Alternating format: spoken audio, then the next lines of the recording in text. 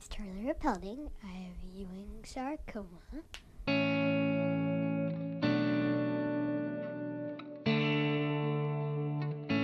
What do you want to be when you grow up? I want to be a marine biologist. She likes to dream big, coming up with plans for her future that know no limit, not allowing the thought of a real-life hardship to get in the way. The first child of Quad Cities natives Andy and Tara Erpelding, Charly drops her backpack the second she gets home from school and finds herself asking for 5 more minutes when she's called in for dinner. Her network of friends is big for someone her age, but nothing is more important to Charly than protecting and nurturing the needs of her 6-year-old brother Will.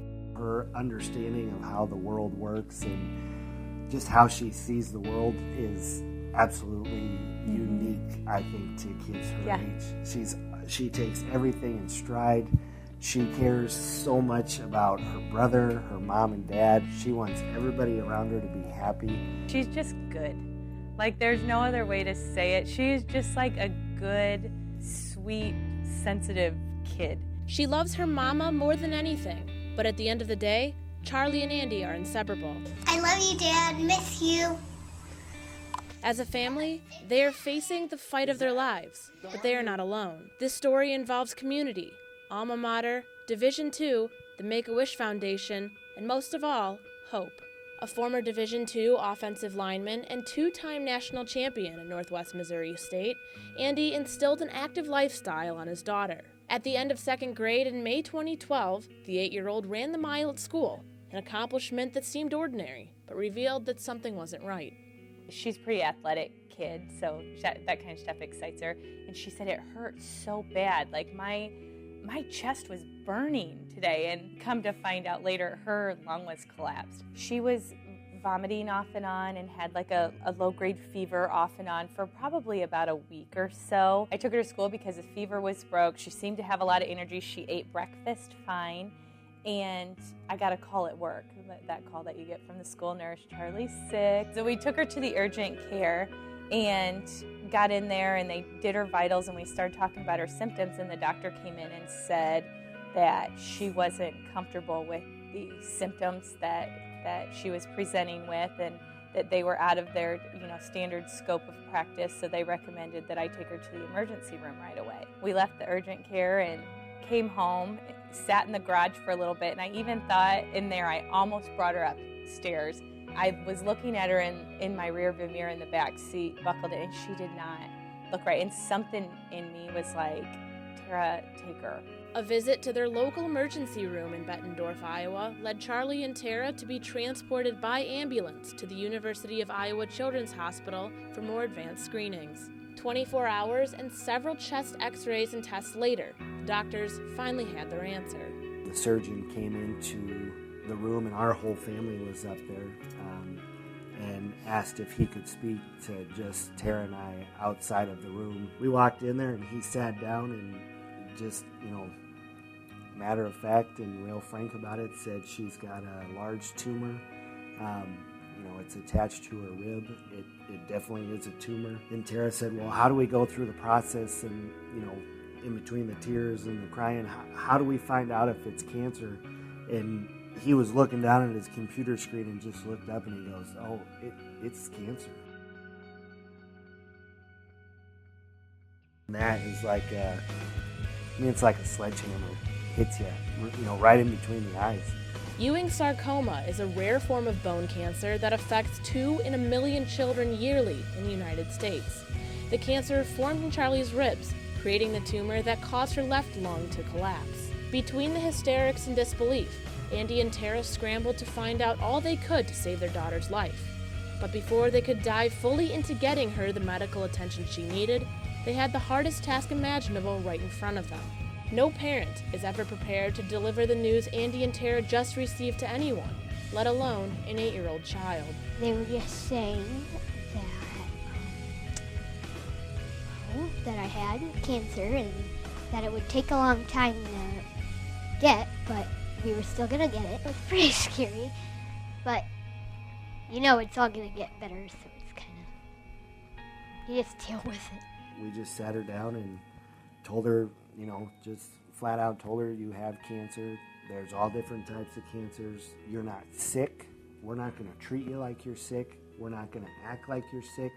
This is just something that you have. We have a very long process ahead of us for you to get better. She just has to be okay, Yeah. is the way I think it, because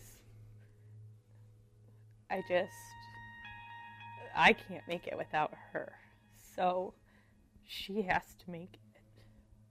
Family is a constant among the Erpeldings, with most of Charly's cousins, aunts, uncles, and grandparents living within minutes of her family's home. Many who are also considered family extend outside of her bloodline, a part of a vast network of people her parents brought into her life. Jim Savoda is the head football coach at the University of Central Missouri, a Division II school located an hour east of Kansas City. Back in the 90s, Savoda was an assistant at Northwest Missouri State and recruited Andy out of high school. 4 years and 2 national championships together made them more than just a coach and his player. When Charly Jane Erpelding was born on October 29, 2003, Jim and his wife Susie were chosen to be her godparents. As a friend, Jim had been there for Andy at the best and the worst times of his life. One day before Charly began her chemo treatments, Andy's mother Patty passed away from liver failure. In the same hospital, her granddaughter was being treated. Jim knew exactly what the Erpelding family was going through. In 2009, the UCM coach was diagnosed with appendix cancer and stands as a living example of how to look a disease dead on and defeat it. What you're trying to do when you hear that news is educate yourself as much as possible about what it is you're dealing with, and it was kind of the same thing with Charly. Try to find out who really deals with this type of cancer and find the best people in the country that are out there. The Erpelding family's connection to the NCAA's Division II began more than a decade ago.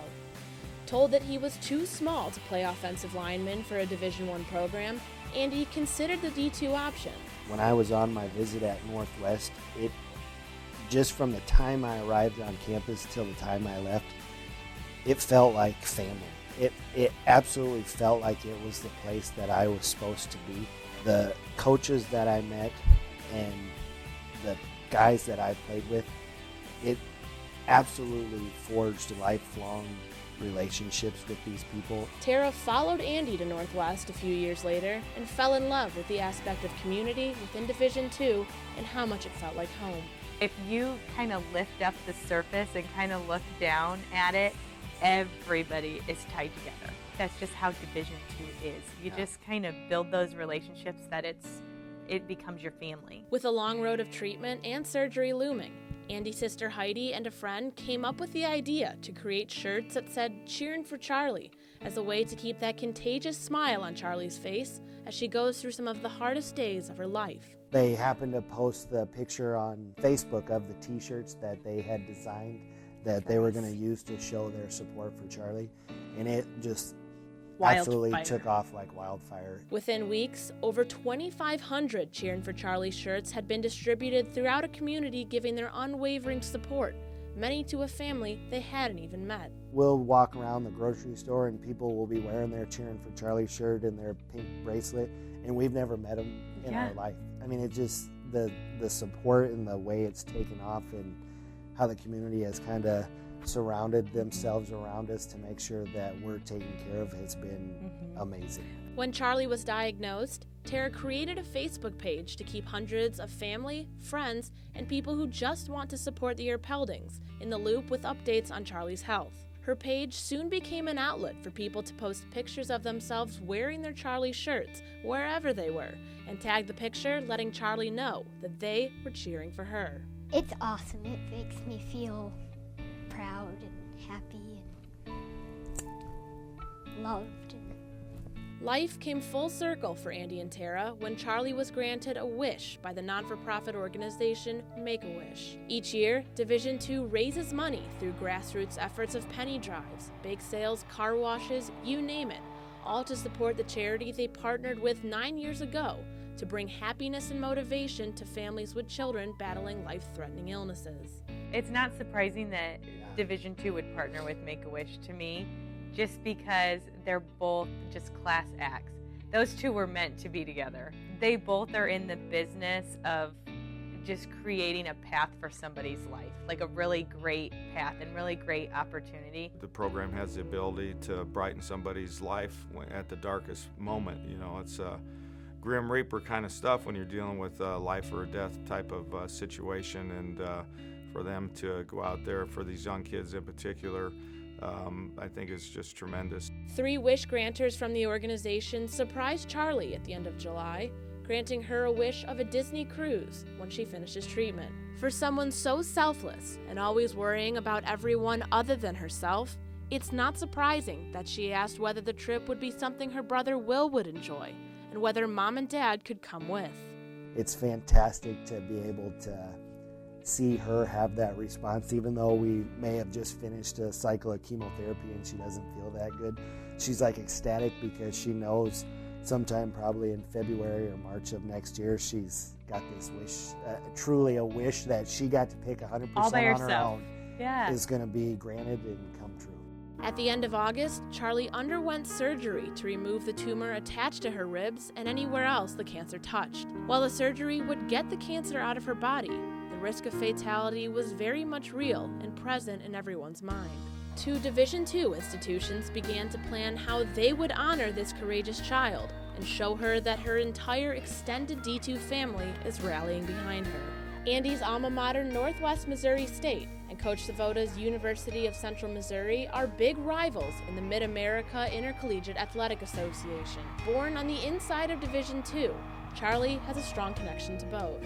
These institutions wanted to offer support any way they could, and knowing the circumstances of her situation, Northwest and UCM collaborated in a joint effort, selling yellow Bearcats and Mules for Charly bracelets during Week 1 and Week 2 of the football season, and donating all proceeds to Make-A-Wish in Charly's name.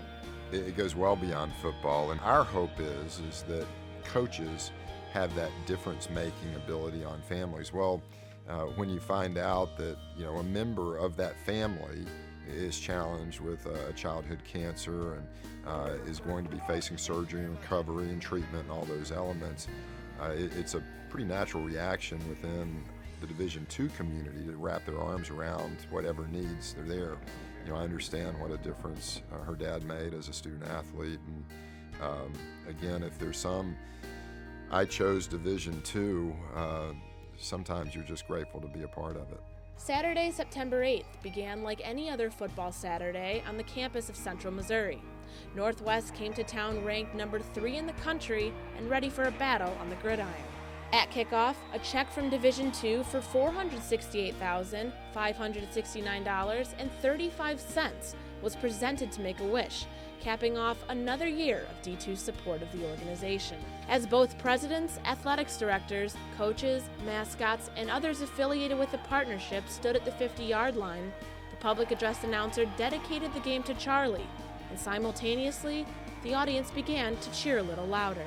In reality, there's things that are far more important than a football game, and so I think that just it helps everybody. Probably in the end, probably puts more meaning on the game because it's in the right way. That this is the spirit of competition. This is what it can display, but at the same time, there's people out there that are battling for their lives. Spending only a week in the hospital after an intense surgery, Charly is now recovering at home. She's back on a chemo regimen that will last her through her birthday, Thanksgiving, Christmas, and end after the start of the new year.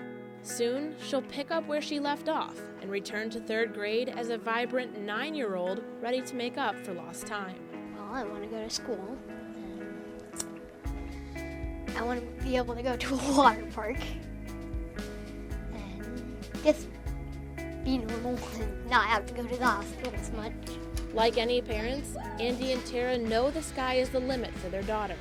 When they board that Disney cruise next year, they will look back on some of the worst moments and others that made them grow stronger as a family. Even though she's 8 and she's young, I know that she's, mature enough and perceptive enough about what's going on that she's gonna, remember this whole experience.